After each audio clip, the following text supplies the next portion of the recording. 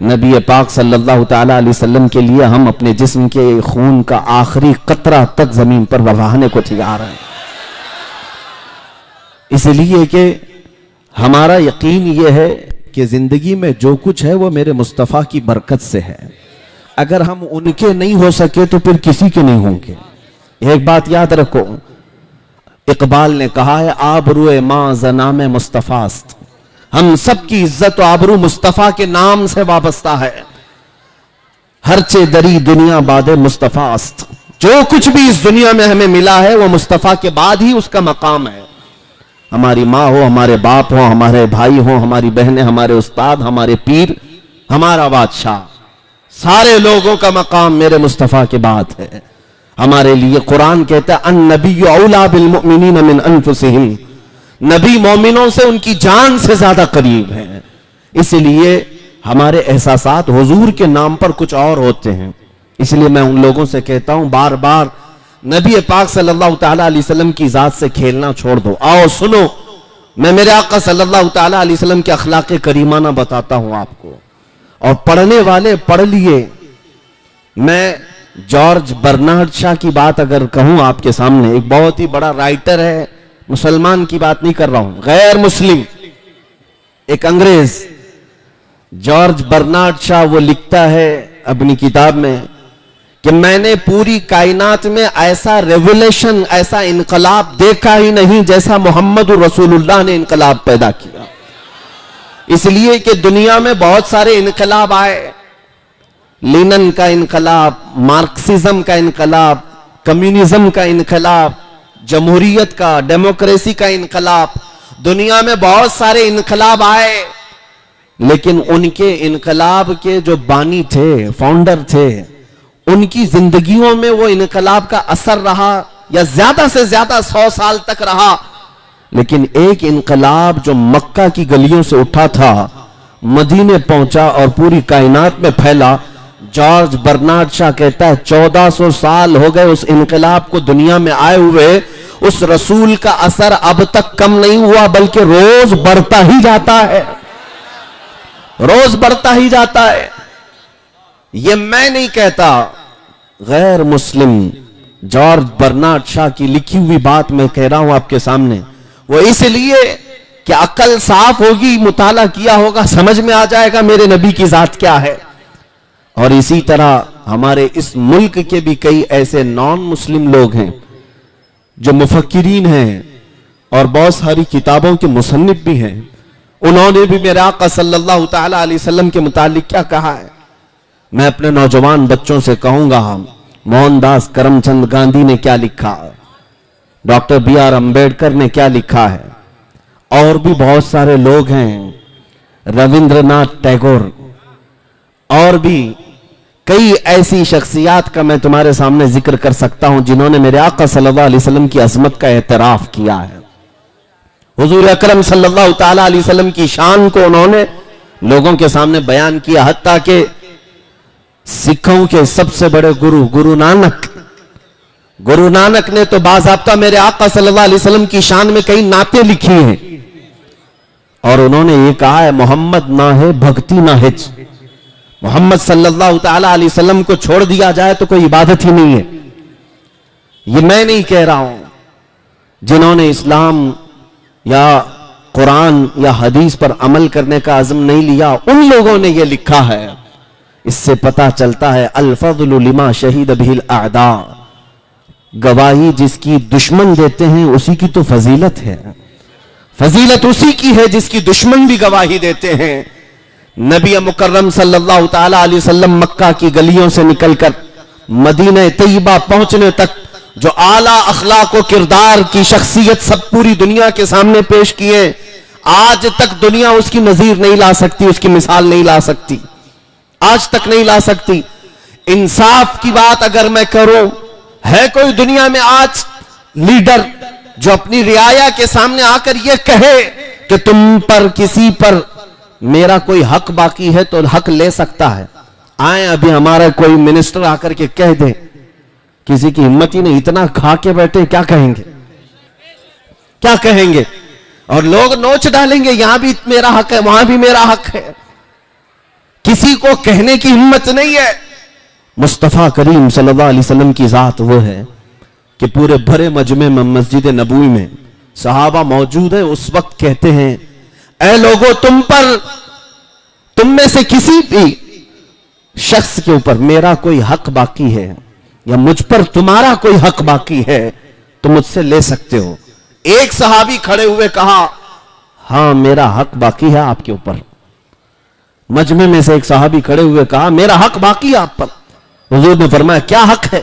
कहा, एक गज़वे में हम जा रहे थे, उस वक्त मुजाहिदीन की सब सीधी करते करते मैं थोड़ा आगे आ गया था, आपने मुझे छड़ी से मारा था, मैं बदला लेना चाहता हूं। अल्लाहु अकबर। कौन कह रहा है? सैयदुल अंबिया, जिसके दरबार की सलामी सैयदुल मलाइका लेने के लिए बेकरार हो, फरिश्ते जिसकी एक झलक देखने को बेकरार हो, उस रसूल के सामने उनके एक सहाबी खड़े होकर कहते हैं, आपने फलां वक्त छड़ी से मुझे मारा था, मैं बदला लेना चाहता हूं। नबी पाक सल्लल्लाहु अलैहि वसल्लम ने नहीं फरमाया, तुम कौन होते हो मुझसे इस तरह की बात करने वाले, बल्कि कहा, अगर ऐसा है तो आ जाओ। सहाबा खड़े हुए, कहा, या रसूल अल्लाह सल्लल्लाहु अलैहि वसल्लम, क्या ये हमारी आंखों के सामने होगा? हुजूर ने फरमाया, ये निजाम अदल है, यह अदालत इस्लाम ने सिखाई है। मेरे आका ने फरमाया, आओ करीब आओ। वो सहाबी करीब आए, उन्होंने एक और ख्वाहिश का इजहार किया, जिस वक्त आपने मुझे छड़ी लगाई थी उस वक्त मेरे बदन पर जुब्बा नहीं था, नंगी पीठ थी, कुर्ता नहीं था। मैं चाहता हूं कि अगर मैं इस वक्त बदला लूं तो आप भी अपना जुब्बा उठा दें, अपनी पीठ को वाह कर दें, खोल दें। नबी पाक सल्लल्लाहु तआला अलैहि वसल्लम ने उनकी बात पर अपना जुब्बा भी उठा दिया, अपनी पीठ उनके सामने कर दी। वो सहाबी बढ़कर के आए, हुजूर के दोनों कंधों के बीच जो मोहरे नबूवत थी उसका बोसा ले लिया। उनका मतलब इतना ही था, उनका मकसद इतना ही था, बोसा ले लिया और कहा, मैं कामयाब हो गया। मेरी तमन्ना यह थी कि रसूल पाक सल्लल्लाहु अलैहि वसल्लम के दोनों कंधों के बीच जो मोहरे नबूवत थी, जिसकी रोशनी सूरज से ज्यादा चमकदार थी, उसका बोसा लेना उनकी बड़ी तमन्ना थी। उन्होंने वो बोसा ले लिया, मगर मेरे आका सल्लल्लाहु अलैहि वसल्लम ने दुनिया को यह बताया अदल कैसे कायम किया जाता है। अमीर और गरीब हो कि बादशाह और रियाया हो, सबके दरमियान अदल कायम करने का निजाम ये मेरे मुस्तफा ने बताया है। यहां तो अब ये बात आम होने लग गई कि कानून जो है मालदारों के घर की कनीज बन गई है। हाँ, कानून को जिस तरह से चाहे उस तरह से बना दिया जाए, गरीबों के लिए कुछ अलग बना दिया जाए, अमीरों की जेब में कुछ और पहुंचा दिया जाए।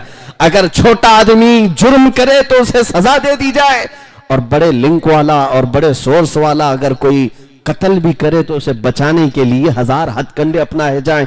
ये निजाम अदल मेरे मुस्तफा का नहीं। उंगली उठाने से पहले मेरे आका की जात को पढ़ो, हुजूर पाक सल्लल्लाहु अलैहि वसल्लम के अखलाक करीमाना को पढ़ो। ये रेपिस्ट क्या बताएंगे मेरे आका की अजमत को?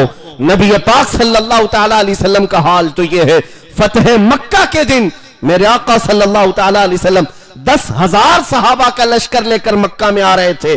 10,000 सहाबा थे, लेकिन उसी दिन खाने काबा जाने के रास्ते में एक कुतिया ने बच्चे दी थी, एक कुतिया ने बच्चे दी थी। जब हुजूर का गुजर हुआ, मेरे आका ने एक सहाबी को वहां खड़ा कर दिया कि कहीं सहाबा अनजाने में किसी कुतिया के बच्चे पर पैर न रख दे, किसी बच्चे पर पैर न रख दे, जब तक ये पूरा लश्कर न गुजरे। मेरे आका ने फरमाया, तुम्हारी जिम्मेदारी है कि इस कुतिया की हिफाजत के लिए खड़े रहो।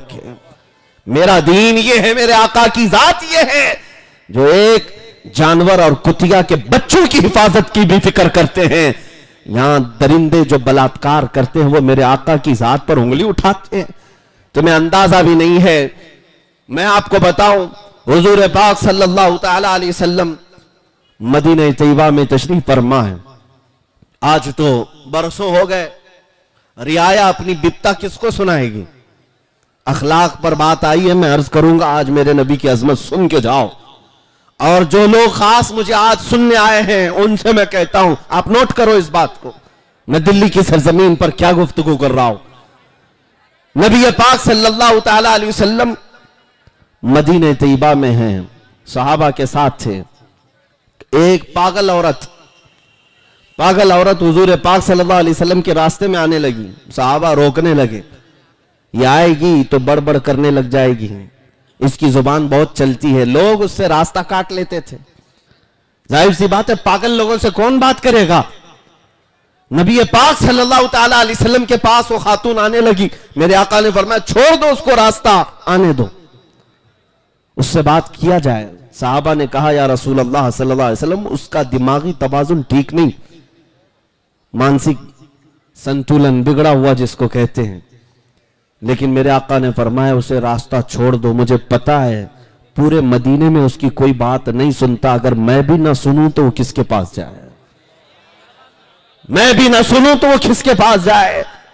मुस्तफा करीम सल्लल्लाहु ताला अलैहि वसल्लम अपना काफिला रोककर उस खातून की बात सुनने लगे और ऐसे सुनते रहे जैसे किसी दानिशमंद की बात सुन रहे हो, किसी बड़े आदमी की बात जैसे तवज्जो से सुनी जाती है।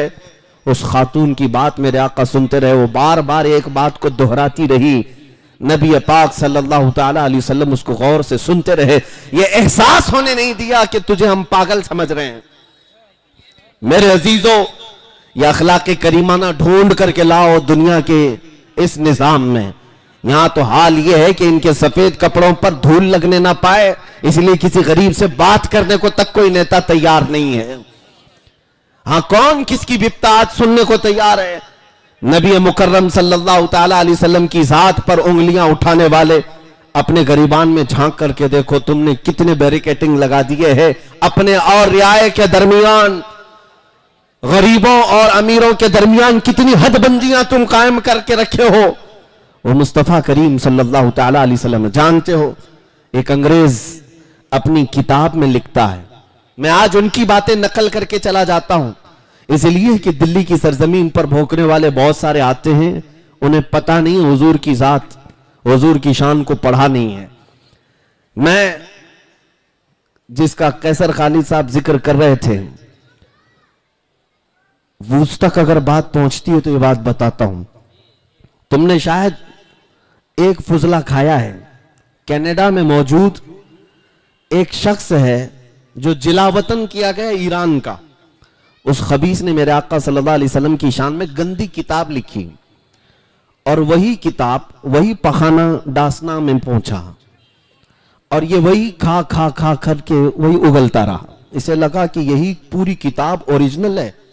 नबी पाक सल्लल्लाहु ताला अलैहि वसल्लम के मुतालिक जितने भद्दे इल्जामात उस पे लगाए गए, वो कहते हैं ना, चूहे को हल्दी की गांठ मिल जाए तो समझता मैं बनिया हूं। उसने हुजूर की जात को पढ़ना था तो बुखारी शरीफ पढ़ लिया होता, मेरे आका की सीरत पढ़ना होता तो मुस्लिम शरीफ तिरमिजी शरीफ पढ़ लिया होता। बुखारी और मुस्लिम और तिरमिजी की बात तो बहुत दूर की है। नबी पाक सल्लल्लाहु ताला अलैहि वसल्लम के नाखूनों की अजमत भी तुझे पता नहीं है। तुमने पढ़ा किससे? कैनेडियन गुस्ताखान रसूल ने जो भद्दी किताबें लिखी वही तुम्हारे पास आई और उसी को बेस बना करके कहने लग गए, हुजूर की जात पर कीचड़ उछालने लग गए और कहने लगे कि मैं मोहम्मद की हकीकत बताऊंगा। नऊज़ बिल्लाह। जालिमो, तुमने दुश्मनों की किताब पढ़ करके मेरे आका को परखने की कोशिश की। आओ मैं तुम्हें उन्हीं की कैटेगरी से बताता हूं, उन्हीं की कैटेगरी से। अंग्रेजों का ही एक और मुफक्किर है, बहुत बड़ा मुअर्रिख भी है, तारीख लिखने वाला। उसने पूरी दुनिया के बहुत ज्यादा मुअस्सिर शख्सियात, उन लोगों की तारीख जमा की है अपनी किताब में, 100 लोगों की जिनका इन्फ्लुएंस अवाम पर सबसे ज्यादा है पूरी दुनिया में। ऐसे 100 लोगों की तारीख जमा की और फर्स्ट नंबर पर मेरे आका का नाम उसने लिखा। क्यों? हमारे घर की नहीं किताब में बता रहा हूं, उनके घर की किताब। 100 मोस्ट यानी इन्फ्लुएंस रखने वाले लोगों में से मेरे आका का नाम सबसे पहले। उसी से पूछो कि क्यों तुमने मेरे आका का नाम सबसे पहले रखा है। वो कहता है कि मोहम्मद सल्लल्लाहु ताला अलैहि वसल्लम से मैं इतना इंस्पायर हो गया, एक हदीस मैंने पढ़ा। हदीसें पढ़ो ऐ नौजवानों और दूसरों तक पहुंचाओ। मेरे आका सल्लल्लाहु अलैहि वसल्लम के अखलाक के तुम सफीर हो, तुम तर्जुमान हो, लोगों तक मेरे आका की अजमत भी बताओ। वो कहता है अंग्रेज, मैंने एक हदीस पढ़ी। पूछा गया क्या हदीस पढ़ी आपने? कहता है उनकी फिक्र कैसी थी, एक बार वो बच्चों के दरमियान बैठे हुए थे, बच्चे खेल रहे थे, छोटे छोटे बच्चे खेल रहे थे। मेरे आका सल्लल्लाहु ताला अलैहि वसल्लम बच्चों से बहुत प्यार करते थे, बच्चों के लिए तोहफे लाते। तिजारत से आने के वक्त बच्चे लटक जाते थे हुजूर पाक सल्लल्लाहु अलैहि वसल्लम के जुब्बे को पकड़कर। साहब हुजूर पाक सल्लल्लाहु अलैहि वसल्लम उन बच्चों के साथ बैठे हुए हैं, खेलते हुए बच्चों में अचानक एक बच्चे का बाप आया और उसने अपने बेटे को पुकारा, बेटा इधर आजा, तेरी मां तुझे याद कर रही है। नबी मुकर्रम सल्लल्लाहु अलैहि वसल्लम खड़े हुए उस आने वाले शख्स को क्या कहा कि इस मजमे में अपने बेटे को बेटा कहकर मत बुला। उसने कहा क्यों, मेरा बेटा है, मैं बेटा ना कहूं तो किसको कहूं? मेरे आका ने फरमाया जरूर तेरा बेटा है, घर में बेटा कहकर बुला। इस मजमे में कई यतीम बच्चे खेल रहे हैं जिनके बाप नहीं है। अगर तू अपने बेटे को बेटा कहकर बुलाएगा, उन यतीमों को अपने बाप का एहसास ना हो जाए और मुझे उनकी तकलीफ का ज्यादा एहसास होता है। यतीमों का मावा, यतीमों का मलजा मेरा आका मोहम्मद सल्लल्लाहु अलैहि वसल्लम। ये कौन लिखा है? ये हमारे घर की किताब नहीं है, अंग्रेजों का एक बहुत बड़ा मौर्रिख है, दानिश्वर है, उसकी लिखी हुई किताब। इंटरनेट पर सर्च करो ये नौजवानों और इन पाखंडियों को बताओ कि ये उसी जमात से आए हैं जिनके फुजले तुम खा खा करके यहां हिंदुस्तान में गंद फैला रहे हो। ये उन्हीं की जमात के अंग्रेज लोग हैं जिन्होंने मेरे आका की जात पर रिसर्च किया